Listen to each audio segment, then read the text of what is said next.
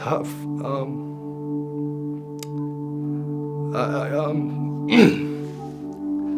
I can't really explain it. It's hard to unless you go through it. But depression, when you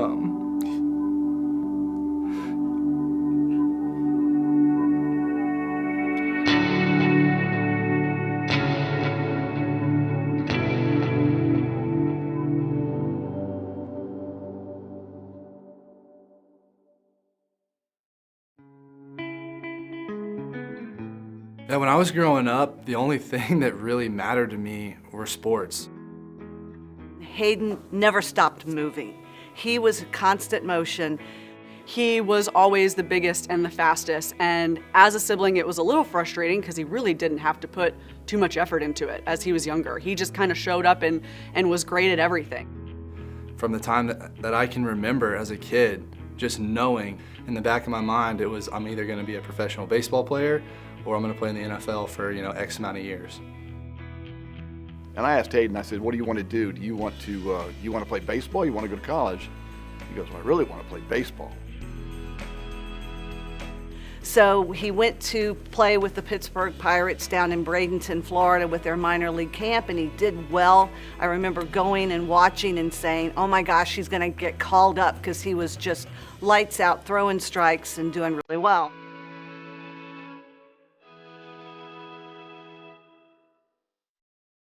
He would start calling during the week and say, hey, what are you doing this weekend? And I said, oh, no, nothing. Can you come down? I'm like, what's he want me to come down there for?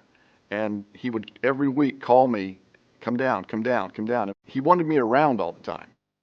We would have phone conversations and he would tell me that he was struggling, and he would tell me that he was starting to not be able to feel his hands when he would pitch, or he didn't know where the ball was going. I just didn't understand that because, again, my entire life of watching him play, he was just great.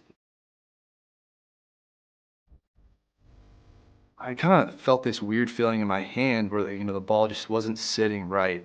My hands were getting really sweaty, and I felt like I didn't have control like I normally did. And then sure enough, I let like a 94-mile-an-hour fastball go, and it hit this kid in the head, and it knocked him unconscious, and they had to come and scoop him up off the field. And for me, it was just sheer embarrassment. I feel like I finally knew that something was really dark and something was really going on when we would FaceTime him, and he was in a dark room in the middle of the day by himself. And as far as this camera is away from me, I couldn't even play catch with a kid. And I'm supposed to be a professional baseball player, and it was horrible. It really affected me on the field, obviously, and then off the field, it just created a downward spiral in my life. He would get to the point with drinking that he would black out because he just didn't want to have those feelings anymore. And it was very tough on us because he didn't come to us. He actually went to a pitching coach and just said, I'm not enjoying this anymore. And he said, look, I've never seen a kid try to fix something so hard in my life. He says, and I've been doing this all my life. He says, we've done everything, and he wants to move on. And the pitching coach said, well, what do you miss? And he just said, I miss the football part. So he said, well, go play football. And so I always told Hayden, it's gonna work out, it's gonna be okay. And I remember him telling me, Mom, it's not working out, I'm done. I'm gonna go play football. And I told him I thought he was crazy. To sit there and walk into another sport that he had played one season of in high school, I thought he was insane. Really, that moment where I decided to hang it up and leave baseball behind me was huge for me. I felt like a weight was lifted off my shoulder because I got to just leave that crap behind me.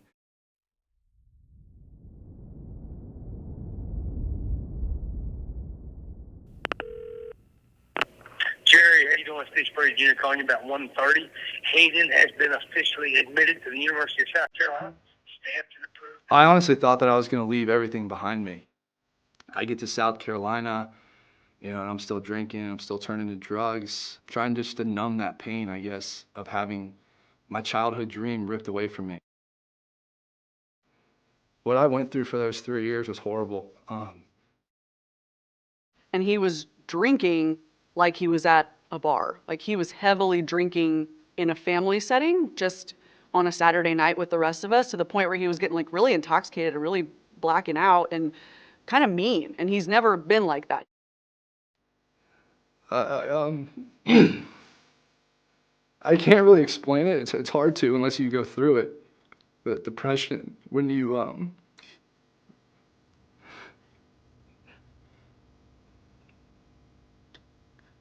feel like nobody's there. Despite my family being so close, and they're willing to do whatever. But when you're in that headspace and you're in that dark spot, you feel alone. You feel like nobody's there, nobody cares. So I guess for me in those years, that's why I turned to drinking and pills and cocaine, like anything that I could get my hands on to numb that feeling of embarrassment where I wouldn't have to explain myself to my family as to why my life was like unraveling. And one night it just caught up to me.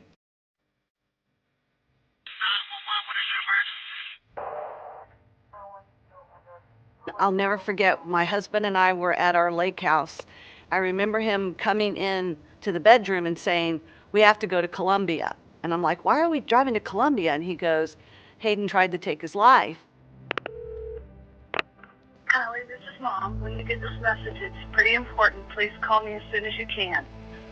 Please call.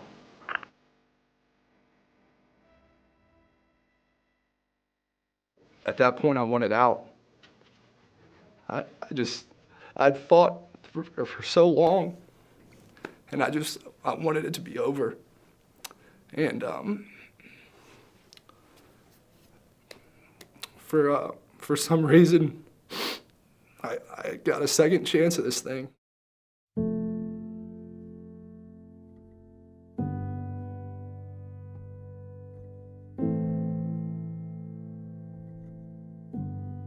He was embarrassed, humiliated. He was in this room, the room was like almost like a jail cell. We had 5 minutes that we were given to speak to him. And he held his head down and he wouldn't talk to us. And I said, "Hayden, we have 5 minutes with you.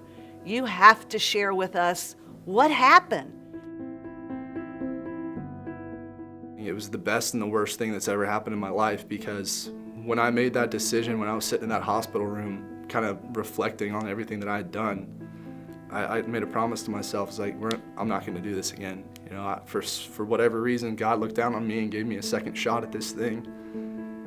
And I made a promise. I'm going to make the most of this opportunity. Coach Muschamp, he tried to call the hospital every single day, even though they told him every single day. It was like, "Hey, you can't talk to him." And he demanded. He's like, "I need to talk to him." And for 4 days called and just got rejected.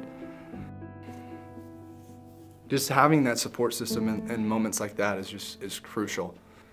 You don't know which way is up. You know, you're looking for help any way you can get it. And for those people to be there for me really helped save my life.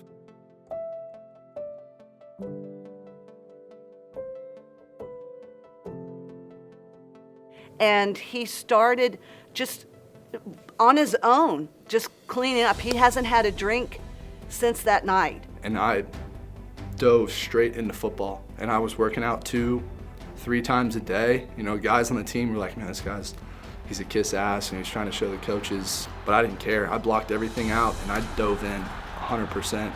And I just became a freak. Anything that I could do football-wise, I was doing it because I was going to make it work.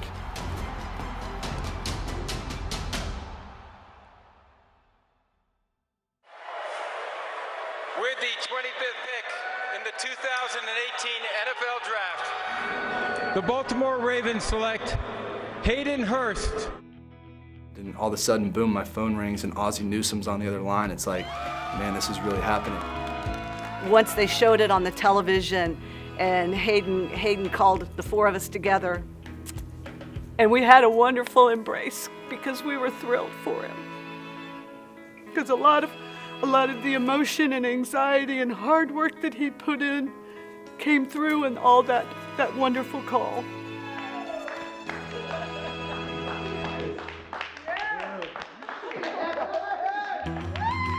Shortly after the draft, he said, Mom and Dad, I want you guys to retire. And I said, no, not hardly. He goes, no. He says, I want to have a foundation for suicide prevention, and I want you guys to run it for me. He goes, Mom, I want to start a foundation, and I want to focus on young people because I want young people to learn the tools and the foundation for handling anxiety and learning from it. Hey, I got a lot of respect for what you did. Came out and talked about. Me and my mom have a foundation about suicide prevention. Yeah. Respect the hell out of you for talking about it, man. We can collab one day. Absolutely. When you are the quarterback for the Dallas Cowboys and you're scrutinized so much already, and you come out and you talk about, hey, I was feeling this way with depression, you know, I suffered loss in my family with suicide.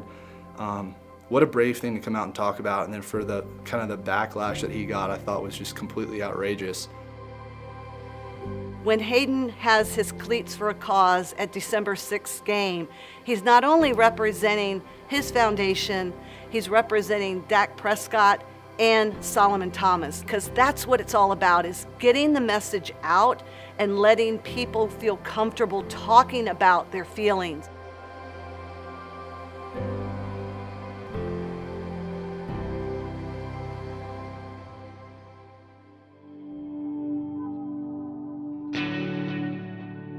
I think my message would be, don't make permanent decisions on temporary feelings. That there are resources out there to help you. You are loved, you are wanted, you are appreciated. You are put on this earth for a reason. We can do something to help you out.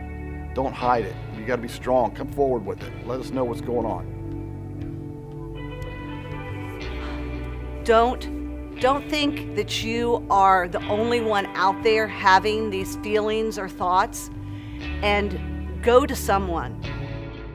Keep fighting, keep going, because as bad as dark as it gets, I promise you, there is someone out there who cares and loves you and wants to see you succeed at whatever you do. It doesn't have to be professional sports. You know, I promise you, there's somebody out there in your life that loves you and that will support you and will help you get out of that situation.